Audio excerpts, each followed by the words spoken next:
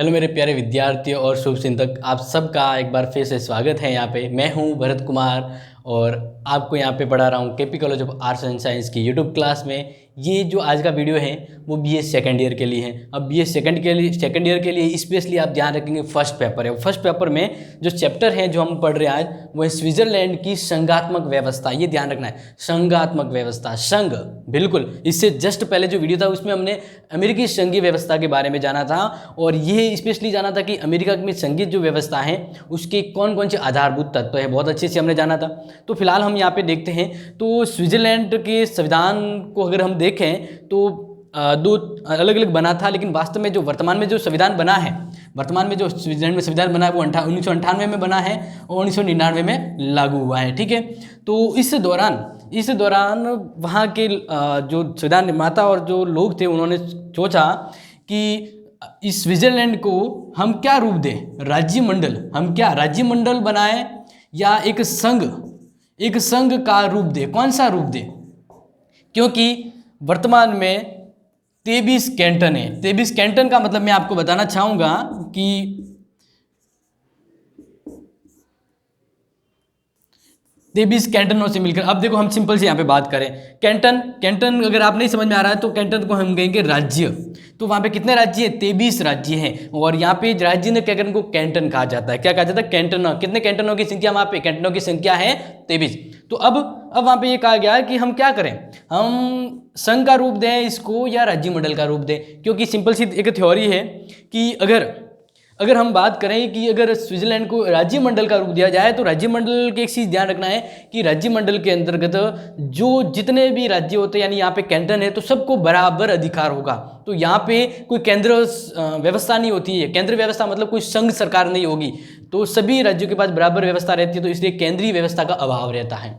तो इस तरह से कुछ व्यक्तियों ने ये सोचा कि हम इसको संघात्मक व्यवस्था की ओर उन्मुक्त करते हैं, क्योंकि संघात्मक व्यवस्था का एक महत्वपूर्ण सिद्धांत ये होता है कि जितने भी उसके कैंटन हैं यहाँ पे, यानी जितने भी राज्य हैं वे आपस में मिलकर एक संघ की तरह रहेंगे। ठीक है ना। जैसे अगर मैं बात करूँ, पहले भी मैंने बताया था, जैसे ये स्विट्जरलैंड में, अब स्विट्जरलैंड में ये जो मैं बता रहा हूँ ये अलग अलग कैंटन है। क्या है? कैंटन है। अब ये कैंटन सब आपस में क्या करेंगे, एक साथ जुड़ रहेंगे और इस तरह से एक संघ का निर्माण होता है, जिसमें एक जो मेन अंदर होगा, ठीक है ना, ये यहाँ की सरकार हम इसको मान लेते हैं राज्य सरकार हुआ करेगी। क्या होगी? राज्य सरकार होगी।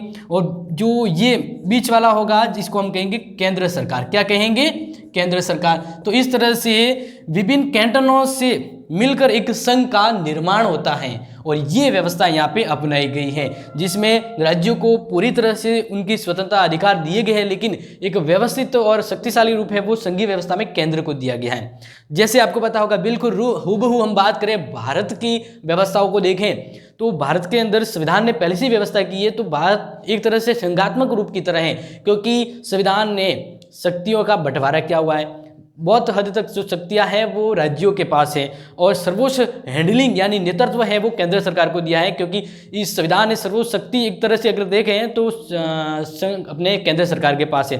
तो इस तरह से संघ का मतलब ये होता है कि संविधान के द्वारा शक्तियां हैं वह केंद्र यानी संघ और उसकी इकाइयों के मध्य बटी होती है। संघ और ये जो हैं राज्य, इसको हम यहाँ पे इकाइयाँ भी कह सकते हैं। क्या कह सकते हैं? इकाइयाँ। तो इस तरह से अगर कोई शासन है, देश है, जिसमें वहाँ पे केंद्र सरकार एक संघ सरकार होती है, बाकी उसकी इकाइयों के मध्य शक्तियों का बंटवारा होता है, तो ये संघ व्यवस्था का रूप होता है। ये तो मैंने पहले काफ़ी बता दिया है। अब हम सीधा सा यहाँ पे आते हैं और हम पढ़ते हैं कि अमेरिका की अगर हम बात करते हैं स्विट्जरलैंड की, तो यहाँ पे 23 कैंटन है। कितने हैं? 23। और कैंटन को क्या कहते हैं? राज्य।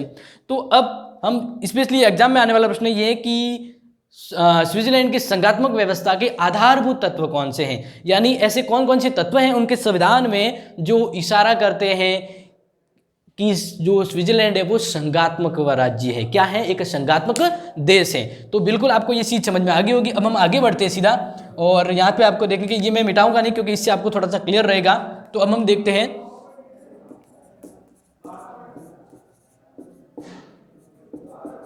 स्विस के संविधान में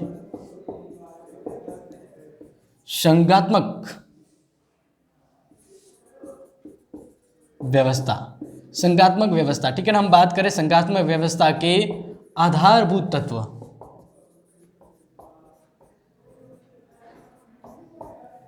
आधारभूत तत्व, मुझे लग रहा है इसको मिटा देते हैं ताकि थोड़ा सा आपको अच्छे से क्लियर रहेगा।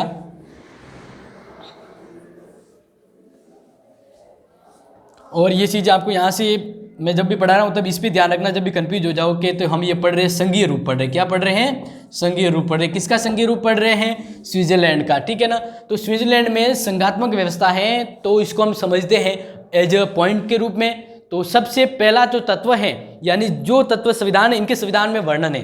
तो संविधान में संघीय संविधान में जो इसको संघात्मक रूप देता है, स्विट्जरलैंड का जो संविधान है वो संघीय रूप की ओर उन्मुक्त है, यानी ये संविधान किस रूप में संघात्मक दिखता है। तो इसके क्या आधारभूत तत्व है, तो वही हम शुरुआत करते हैं। तो पहला जो है यहाँ का वो देखना है कि इनका जो संविधान है, स्विट्जरलैंड का जो संविधान है वह लिखित एवं कठोर है। लिखित एवं कठोर, ये समझना आपको।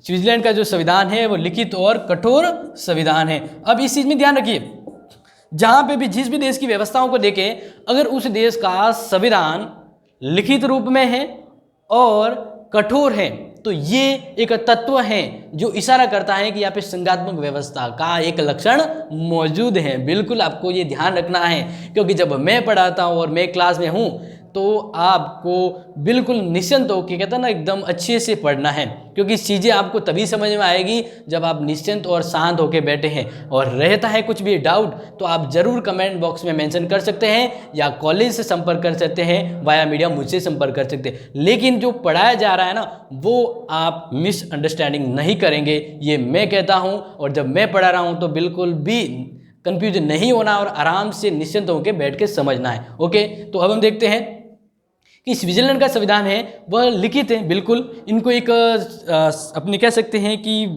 जो सभा थी, यानी इसका एक महत्वपूर्ण रूप था, इसके द्वारा ये संविधान बना है, तो निश्चित समय पे बना है। और कठोर, कठोर का मतलब ये होता है कि स्विट्जरलैंड के संविधान में कोई बदलाव करना हो, कोई नियम या अनुच्छेद वगैरह बदलना हो, तो अकेले केंद्र सरकार नहीं बदल सकती। अकेले मतलब ये जो संघ सरकार है, ये अकेले संविधान को नहीं बदल सकती। मान लीजिए कि ये मान ले कि नेक्स्ट चुनाव करना है, इसको लेकर कोई नया तरीका, नया कुछ संविधान में बदलाव कर दिया गया, तो बदलाव, संविधान में परिवर्तन तब तक लीगल यानी वैध नहीं होगा जब तक कि कैंटन जितने हैं, आधे से अधिक कैंटन उस कह सकते हैं संशोधन को सहमति न दे। समझ में आ रहा है ना। मान लीजिए कि वर्तमान में कितने कैंटन है? 23 का आधा कितना होगा? 12 होगा। अब संविधान में कोई बदलाव करना हो तो बदलाव का प्रस्ताव मान लीजिए अपने यहाँ पे संघीय व्यवस्था के सीनेट के अंदर आया, यहाँ से वो प्रस्ताव पास हो गया संविधान में बदलने को लेकर, और ये प्रस्ताव फिर कहाँ जाएगा? इन कैंटनों के पास जाएगा। और कैंटन है, उन कैंटनों के आधे से अधिक राज्य अगर सहमति भरते हैं कि हाँ ये बदलाव आप कर लीजिए संविधान में, तब जाके बदलाव होता है। तो इस तरह से इनका संविधान काफ़ी कठोर है। तो ये व्यवस्था किसकी ओर इशारा करती है? संघात्मक व्यवस्था की ओर। दूसरा पॉइंट बिल्कुल ध्यान रखना, अच्छे से ध्यान रखना है, शक्तियों का विभाजन। शक्तियों का विभाजन, ये चीज आप कहते हैं ना, बिल्कुल अंडरस्टैंड मत करना बिल्कुल भी, क्योंकि संघीय व्यवस्था के अंतर्गत हम जब कर रहे हैं, पढ़ते हैं, तो ये ध्यान रखना है कि संघ के अंदर, संघ यानी केंद्र सरकार और उसकी इकाइयां यानी उसके जो राज्य हैं, उनके मध्य संविधान के अकॉर्डिंग शक्तियों का बंटवारा होता है। क्या होता है? शक्तियों का बंटवारा। मान लीजिए कि पावरफुल मतलब है, मेरे पास कोई शक्ति है, पावरफुल शक्ति, तो ये शक्ति अगर मैं अकेले चलाऊं, मेरे किसी अंग, मेरे परिवार को वो शक्ति न दूं, तो इस तरह से वो एकात्मक व्यवस्था होती है। लेकिन मेरे पास जो शक्ति है, उस शक्ति का प्रयोग मैं और मेरे परिवार के साथ अगर मैं मिलकर करता हूं, यानी मैं इस शक्ति का प्रयोग मेरे साथ साथ मेरे अपने परिवार को बांट के करता हूं, तो ये संघात्मक व्यवस्था होती है। क्यों? क्योंकि संघात्मक व्यवस्था में कहा गया है कि संविधान के द्वारा शक्तियों का बंटवारा किया गया है। शक्तियों का बंटवारा किसके साथ, किसके संपर्क में या किसके संबंध में? तो ध्यान रखना, शक्तियां हैं वह केंद्र को भी दी गई और इकाइयों को भी दी गई, यानी शक्तियां जो देश को चलाना है, देश को चलाना यानी शासन व्यवस्था चलानी है, उसके लिए शक्तियों का बंटवारा किया गया, विभाजन किया गया है। ठीक है ना। काफी हद तक शक्तियां संघ के पास है और बाकी शक्तियां जो संघ के पास नहीं है वो उनके कैंटनों को दी हुई है। यहाँ पे हम राज्य कहें, स्विट्जरलैंड में कैंटन कहते हैं। तो इस तरह से शक्तियों का बंटवारा है। ठीक है, ये चीज आप बिल्कुल अच्छे से ध्यान रखना है। तीसरे पॉइंट को हम देखते हैं। तीसरा पॉइंट आपको ध्यान रखना है, न्यायपालिका की सर्वोच्चता।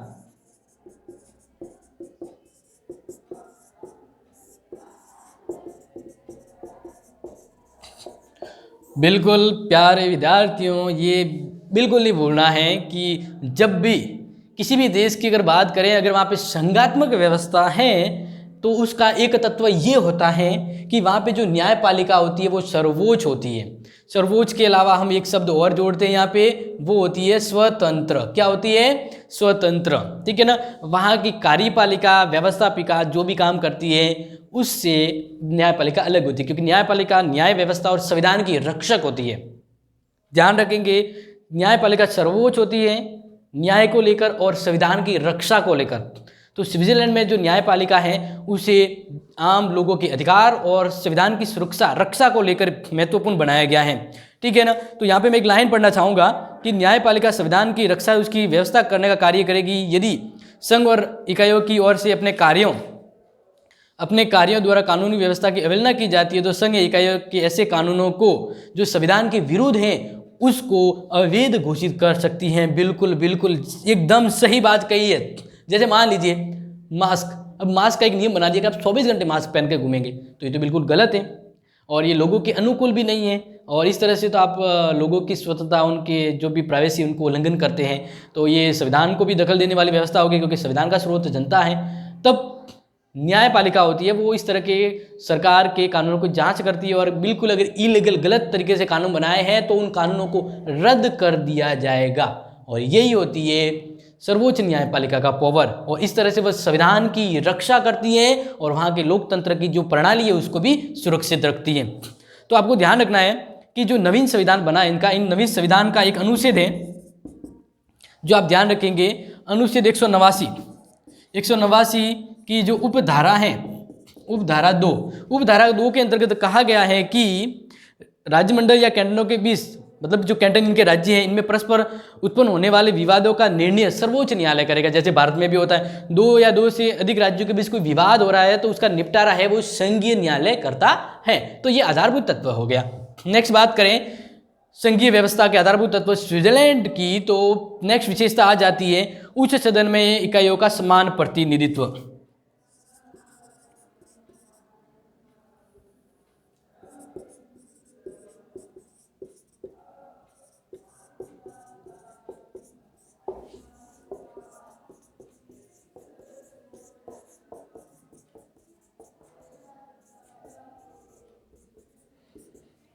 ओके, तो ये चीज़ें आपको अच्छे से पता रखनी है। ठीक है ना। नेक्स्ट पॉइंट पे हम बात करते हैं उच्च सदन। उच्च सदन जैसे अपने यहाँ पे बात कर लें तो उच्च सदन जैसे राज्यसभा होती है। ठीक है ना। लेकिन अब यहाँ पे स्पेशली क्या बात कही गई है वो ध्यान रखना है। जैसे हम स्विट्जरलैंड, अपने अमेरिका की बात की थी, तो अमेरिका में वहाँ का जो महत्वपूर्ण सदन है, उच्च सदन है, उसमें सभी राज्यों को समान प्रतिनिधित्व दिया गया है। यानी 50 राज्य हैं तो हर एक को वहाँ की सीनेट के अंदर 2 प्रतिनिधि भेजने का अधिकार है। भले वो इकाई, यानी वो उनका जो राज्य है एक छोटा एक बड़ा है, कोई फर्क नहीं होगा, सभी को समान प्रतिनिधित्व दिया गया है। जनसंख्या के आधार पर नहीं, उन्हें उनकी कह सकते हैं राज्य के आधार पे। तो यहाँ पे यही बात आती है कि उच्च सदन के अंदर, उच्च सदन, ठीक है ना, उच्च सदन जिसको हम कहते हैं यहाँ पे सीनेट, क्या कहते हैं? सीनेट। तो यहाँ का जो सीनेट है उसके अंदर जो भी प्रतिनिधि होते हैं, सीनेट की जो संख्या है मान लीजिए, ठीक है ना, तो इस सीनेट के अंदर प्रतिनिधि आएंगे। प्रतिनिधि कहाँ से आते? राज्यों की ओर से। यानी हमारे राज्यसभा में कौन से प्रतिनिधि होते हैं? हर राज्य से चुने जाते हैं और वो राज्यसभा के सदस्य होते हैं। तो इसी तरह यहाँ की हम बात करें, एक संघ होता है तो संघ की इकाइयाँ होती है, तो उन इकाइयों को सीनेट में समान प्रतिनिधित्व दिया गया है। ऐसा नहीं रखा गया है कि एक राज्य, एक फलानी इकाई, यानी एक फलाना जो राज्य है कैंटन, यहाँ पे इकाई का मतलब राज्य कह सकते हैं या कैंटन भी कह सकते हैं, क्योंकि यहाँ पे राज्यों को कैंटन कहा जाता है। तो एक चीज़ ध्यान रखना है, बिल्कुल ध्यान रखना है कि यहाँ पर जो उच्च सदन है उसमें सभी इकाइयों को, यहाँ की सभी इकाई यानी जो कैंटन है उनको समान प्रतिनिधित्व दिया गया है। कोई बड़ा राज्य या छोटा राज्य, अगर 2-2 संख्या जा रहे हैं तो 2 संख्या ही जाएंगे।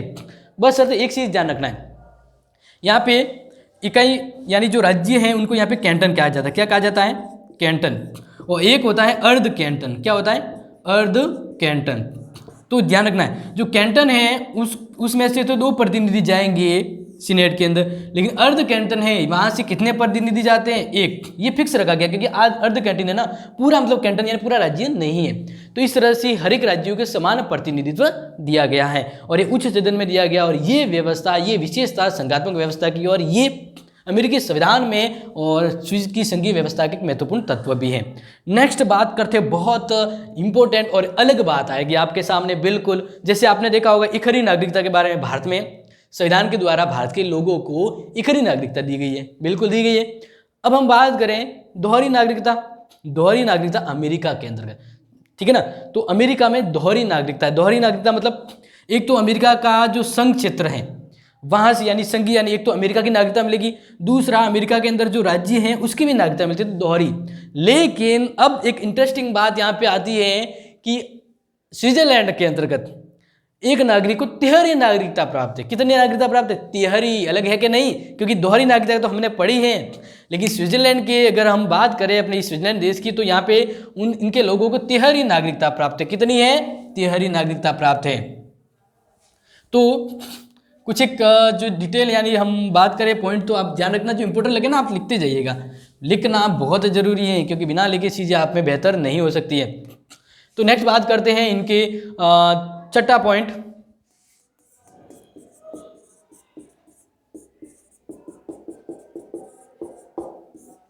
तो ये बिल्कुल अलग और एक अच्छी बात आती है हमारे लिए एक जीके के प्रश्न के तौर पर, कि कौन से देश के अंदर वहाँ के नागरिकों को तिहरी नागरिकता प्राप्त है, यानी 3 तरह की नागरिकता होती है। तो स्विट्जरलैंड की इस संघीय व्यवस्था में नागरिकों को तिहरी नागरिकता है। कैसे? तो एक तो ध्यान रखना है, उन नागरिकों को वहाँ की म्यूनिसिपैलिटी, यानी एक शब्द दिया गया है म्यूनिसिपैलिटी, थोड़ा वर्ड अटपटा है तो मैं थोड़ा प्रयास करूंगा कि सही हो, क्योंकि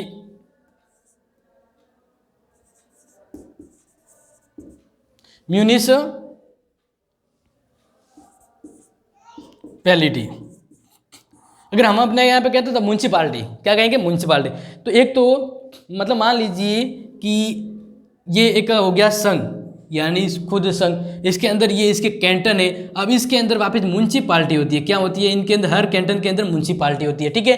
तो अब हम यहाँ पे बात करें, एक तो इसको नागरिक को म्यूनिसिपालिटी की नागरिकता मिलेगी। कौन सी नागरिकता मिलेगी? म्यूनिसिपालिटी की। दूसरी, ये जिस कैंटन में रह रहा है, ये कैंटन है यानी राज्य है, तो दूसरी उसे इस राज्य की नागरिकता मिलेगी, ठीक है, यानी पहली नागरिकता। दूसरी, तीसरी कि ये अगर म्यूनिसिपालिटी की नागरिकता प्राप्त है और राज्य की नागरिकता प्राप्त है, तो इसी नाते उसे इस संघ यानी इस पूरे स्विट्जरलैंड की एक नागरिकता उसे मिलती है। तो इस तरह से स्विट्जरलैंड में एक व्यक्ति को 3 तरह की नागरिकता मिलती है। अगर 2 नागरिकता मिली है तो तीसरी ऑटोमेटिक उसे मिल जाती है। तो ये एक बहुत इंटरेस्टिंग बात आती है आपके सामने, जो बिल्कुल भी भूलना नहीं है, क्योंकि भूल गए तो मैं आ जाऊंगा सपने में, और सपने में अगर मैं आ गया तो सोने नहीं दूंगा। तो आपको ध्यान रखना है कि जो चीज़ें पढ़ा रहे हैं ना वो आपके लिए काफ़ी इंपॉर्टेंट है। अब नहीं, आगे भी आएगी। अगर आप पॉलिटिकल को लेकर अपने फ्यूचर प्लान बना रहे हो तो काफ़ी इंपॉर्टेंट सब्जेक्ट बन जाती है ये। तो आगे हम बात करें नेक्स्ट जो बात करते हैं, तो बस इतने ही पॉइंट हैं, आपको ज़्यादा जाने की ज़रूरत नहीं है। फिर हम कुछ जो कहते हैं ना कि इनकी बातों को अगर देखें तो कुछ चीज़ें मैं आपको क्लियर करना चाहूँगा, ठीक है ना। तो वो चीज़ें यहाँ तक तो आपको क्लियर हो गया, ये चीज़ें तो क्लियर होगी कि संघीय व्यवस्था के आधारभूत तत्व कौन से हैं स्विट्जरलैंड में। अब हम बात करते हैं कि इनके जो एक तो संघ है, संघ और कैंटन यानी इनकी इकाइयाँ, कैंटन यानी इकाइयाँ, ठीक है। तो इस तरह से अगर हम बात करें तो संघ सरकार और कैंटन यानी राज्य सरकारों के बीच कैसा पावर है, किस तरह से ये मैनेजमेंट करते हैं, क्योंकि शक्तियों का विभाजन है। लेकिन अब हम बात करें कि किस तरह से काम करते हैं, तो इनके मध्य पहली बात तो ये आती है कि इनके मध्य शक्तियों का विभाजन किया गया है। शक्तियों का विभाजन, ठीक है ना। और शक्तियों का विभाजन के दौरान अगर हम देखें तो शक्तियों के विभाजन से एक बात प्रतीत होती है कि यहाँ पे केंद्र यानी संघ को भी शक्ति प्राप्त है और कैंटनों को भी प्राप्त है। अब कैसे, तो मैं आपको बताना चाहूँगा कि इनका जो एक महत्वपूर्ण बात आती है कि अनुच्छेद 3, इनका अनुच्छेद 3 जिसके अंदर बात है, मैं आपको सीधा हूबहू बता देता हूँ।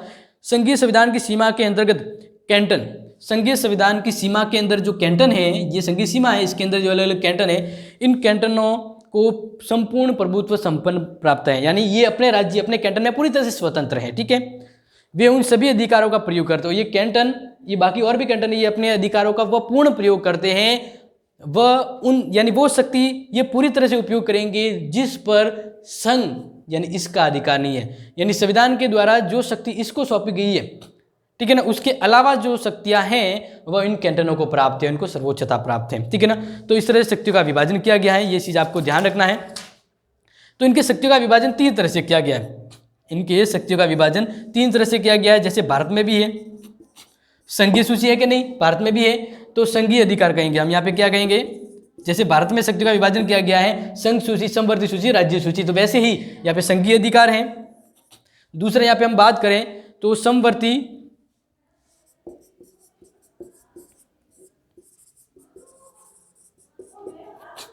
और तीसरा है विभक्त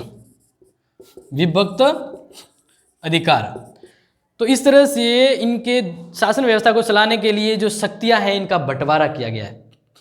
संघीय अधिकार में वे अधिकार यानी वे शक्तियां हैं जो सिर्फ केंद्र के पास है।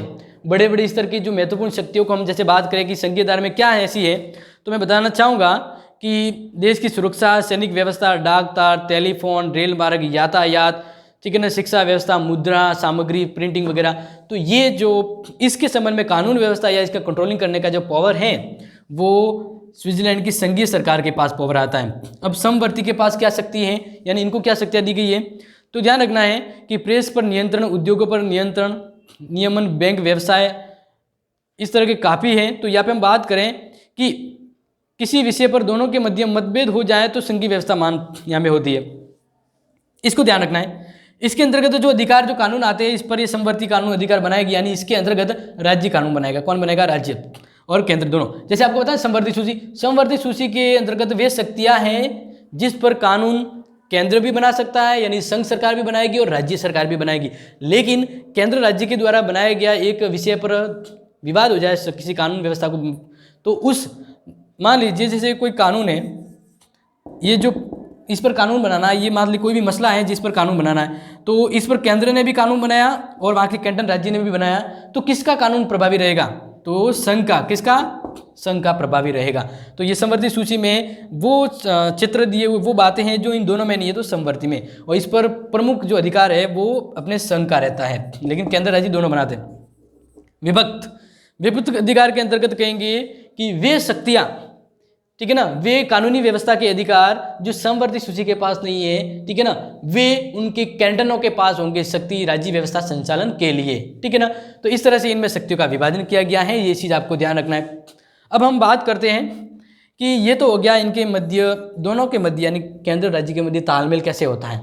अब एक चीज़ बात हम ध्यान रखें, तो कहीं पर भी हो अगर संघीय व्यवस्था है तो उस संघीय व्यवस्था के अंदर केंद्र सरकार मजबूत होती है, ठीक है ना। तो हम कुछ बात करते हैं केंद्रीकरण की प्रवृत्ति क्या है वहां पे।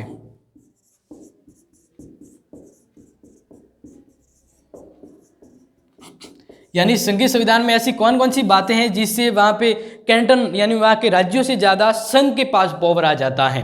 तो पहली है कि संविधान के द्वारा महत्वपूर्ण शक्ति या अधिकार, महत्वपूर्ण शक्ति या अधिकार किसको सौंपी है, संघ सरकार को, ठीक है ना।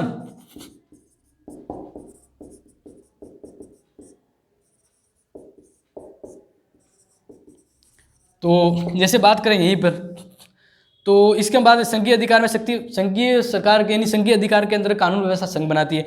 समवर्ती सूची के अंदर भी केंद्र सरकार यानी वहाँ की संघीय व्यवस्था मजबूत दिखती है। तो इस तरह से अगर बात करें, हम ज़्यादा डीप में नहीं जाएंगे, बड़ा वीडियो हो जाता है, तो ये बात करें कि स्विट्जरलैंड के अंदर एक केंद्रीकरण की प्रवृत्ति कहाँ दिखाई देती है, तो पहले तो यही है कि स्विट्जरलैंड में संघ को राज्यों से ज़्यादा पावरफुल शक्ति है वो सौंपी गई है। दूसरी, समवर्ती सूची के अंतर्गत बात करें या कैंटनों के अंतर्गत बात करें, केंद्र द्वारा कैंटनों के अधिकार क्षेत्र में हस्तक्षेप की व्याख्या। केंद्र सरकार है वह उनके कैंटनों के जो अधिकार हैं, कैंटनों के जो अधिकार हैं, अधिकारों में हस्तक्षेप कर सकती है। क्या कर सकती है, हस्तक्षेप। ये सीधे ध्यान आ गया ना। जैसे मैंने यहाँ पे कहा था विभक्ति अधिकार, तो इसमें कैसे है, कुछ अधिकार है जो देश की व्यवस्था को लेकर है, तो इस पर भी संघ सरकार कानून बना सकती है। तो केंद्र सरकार वहाँ की मजबूत है, वह उनके कैंटनों के अधिकारों में भी हस्तक्षेप कर सकती है। तो आई होप आपको ये चीज़ें बहुत अच्छे से क्लियर होगी कि संघात्मक व्यवस्था संघीय यानी स्विट्जरलैंड में कैसी है और इनके मध्य संबंध किस तरह का है, शक्ति का विभाजन कहें या केंद्रीकरण की प्रवृत्ति क्या है। तो जो इससे प्रश्न आएंगे वो आप अगर वीडियो पूरा देखा है तो बिल्कुल नो डाउट अच्छे से पूरा करके आओगे। तो अब हम मिलेंगे नेक्स्ट वाले वीडियो में, तब तक अगर आपको फिर भी कुछ कन्फ्यूजन रह जाता है तो इस कमेंट बॉक्स में मेंशन करें, या एक मेरा खुद का पर्सनल चैनल है me and my YouTube classes, वहाँ पे भी आप संपर्क कर सकते हैं। लेकिन आप पॉलिटिकल के बंदे हैं तो इस हिम्मत, इस साहस को, इस जुनून को बनाए रखना है, क्योंकि ये सब्जेक्ट आपको काफ़ी ऊपर तक ले जा सकती है। Thank you, have a nice day.